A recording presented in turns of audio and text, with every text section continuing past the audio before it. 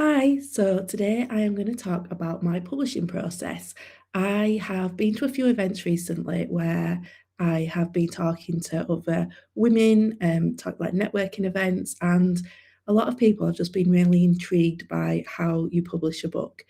To me, it feels quite obvious, but that's the thing about when you've done something, obviously it seems easy or a lot easier. So I thought I would just share the process because if it's something you're interested in, it might help you. So obviously, the first thing that I do is decide on a book to write. And one of the things that really helped me right at the beginning was how if I chose a topic, I can write about whatever I want in the future. So I'm not like stuck on that forever, if that makes sense. And that really opened up all sorts for me because it meant that I knew that whatever I decided on, so for my first book, which is called Self Wise, I went for a book for women in business. And so that meant that I knew that in the future I could write about other topics if I so wish. And my next book is a memoir style. The book after that is going to be a cycling book for my family's business. So, as you can see, you don't have to be stuck in one genre. However, it's all non-fiction, I suppose. So, that is kind of really what I am sticking with. And so, once I've decided what I'm going to write, I plan it out. I just come up with some loose chapter ideas and then get started really with the writing process. Now, for the memoir, I have learned a lot. I've just finished my first draft actually, and I really learned more, I think, about the process because I decided to had my chapter ideas and I sort of picked and chose which ones I wanted to write about. So I didn't write it in the order that they'll necessarily be published in the book, and I actually don't think that was the best idea because sometimes I was almost like scene setting because I was writing a later chapter, but actually that information is going to be in the book. So and obviously when I come to edit, I can fix all that. But that was just something that I learned. And I also learned that actually, right, for me, writing the book quite quickly is better. Again, because you're into the zone, you remember what you've written about, all those kind of things.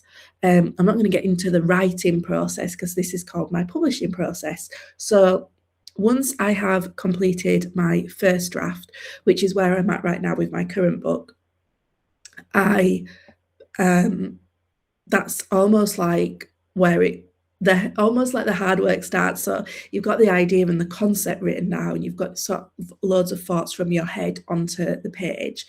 And then it's for me all about editing. So I am gonna print it out a copy of my book and actually edit by hand, just like making notes like this doesn't make sense, this would be better here, maybe it'll be things like what you want about, all that kind of stuff. And then I'm going to get really deep into a proper full edit of changing everything.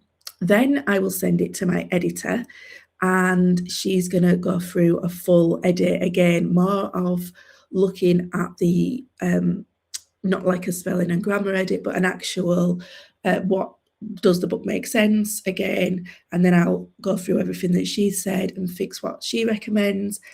Um, and then I will send it back to her again, and hopefully then it'll be a final edit which will be more for grammar, punctuation, spelling, that kind of stuff.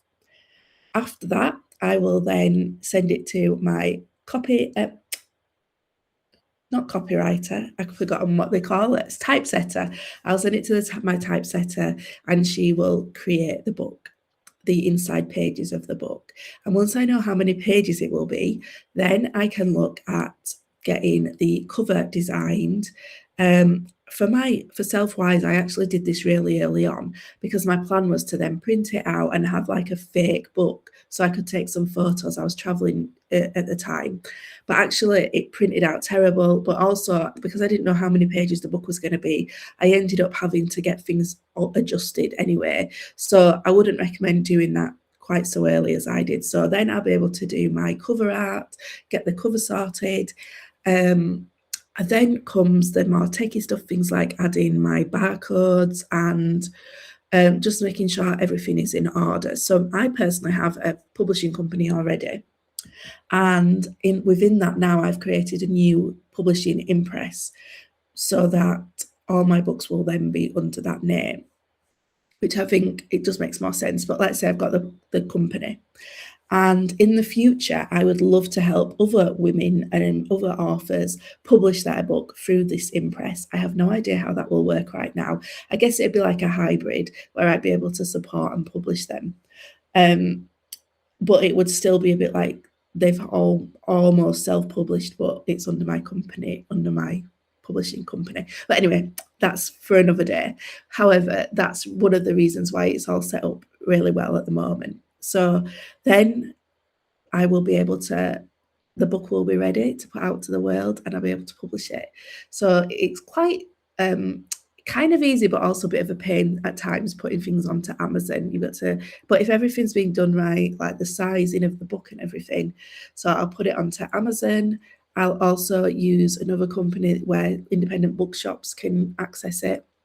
And I'll put it onto both of those. And then once the book is ready, I will more than likely order an author's copy just so I can double check it all. That's the sensible thing to do, and I did do that last time. However, like sometimes you just get a bit overexcited and you just want the book now, like to be out there. So that's what you should do, just so you can double check everything before you tell everyone that it's available. And then it'll be live and it'll be available to the world and it'll be able to be sold and bought and read and hopefully enjoyed. And so actually, although the publishing process is quite, this is like months worth of work, it is quite a simple thing as well. And so I hope that that can be helpful for you if you are thinking of publishing a book. I know I'm doing this live on Substack, so it's not quite, it's just me going off on a tangent and a bit of a off the cuff sort of talking. I haven't made any notes, but I just feel like it's really helpful for people sometimes to share a bit of behind the scenes. I know that helped me a lot in the early stages of getting into writing and publishing and being an author and all of those things. So I hope that this really quick whiz through the publishing process has actually helped you as well. Like I remember I didn't know, and if you only want to sell on Amazon, you don't need barcodes, but like things like getting the barcodes, things like just having different ideas for the design, writing a blurb for the back of the book, having all the right the legal things in the front of the book, for like copyright and everything. There's just like quite a lot to it that I had no idea. And also there is an expense to publishing, and I'm not sure people always share that. Obviously there's an expense within your own personal time of how long it takes you to write and edit and keep going. And there's the monetary expense of an editor, a typesetter, a designer if you need one, and obviously a publishing company if you need a publishing company, or if you can create a company, then there's an expense to that and all the admin costs and everything. So it's not necessarily the easiest and the cheapest thing to do when you are writing and becoming an author, but for me it's very rewarding and I just love it, so that's why I keep doing it. So yes, I think that's all I want to share for today's video on my publishing process. I hope this was really helpful and hopefully speak to you again soon. Bye.